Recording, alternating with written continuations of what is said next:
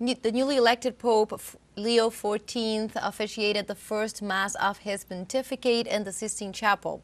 To find out more on this first day of the new leadership of the Catholic Church, let's go to our special envoy in the Vatican, Jorge Gestoso, with the latest news over there. Thank you.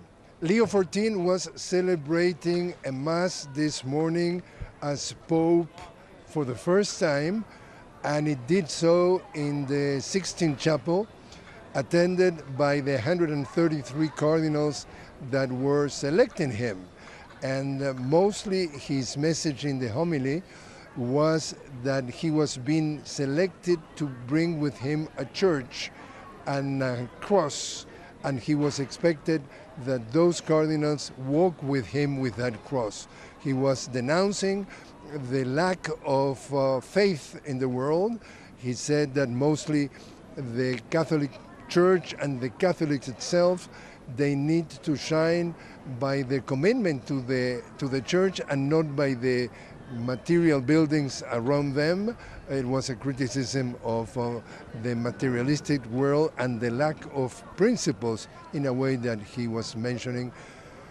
He was also putting emphasis in his relationship with the rest of the world. And what we have known is that he has been a very close ally of Pope Francis, so much so that he was spending 24 years of his life in Peru.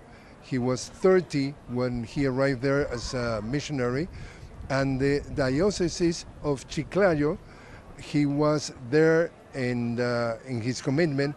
And when yesterday he was giving his benediction in that balcony for the first time, he turned to Spanish, because he was talking in English, he was talking in Latin and also in Spanish, and he was saluting his diocese of Chiclayo and all the commitment of that people. It was the first time that we saw the Pope already talking about the language and mentioning that he's really sharing the commitment to the Church that was emphasized by Pope Francis like a reformist, meaning social justice, meaning taking care of migrants and the most vulnerable people left by aside.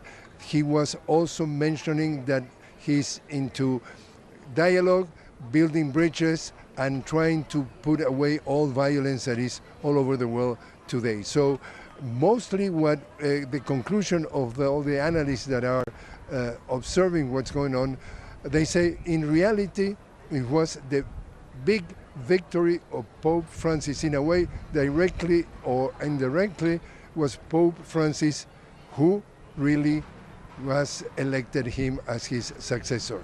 So Leo XIV is expected to have another activities, not today, but most definitely is going to have a very, very heavy agenda in the coming days. We get back to you now. Thank you, Jorge, for all the information in this relevant day for the Catholic Church from the Vatican City.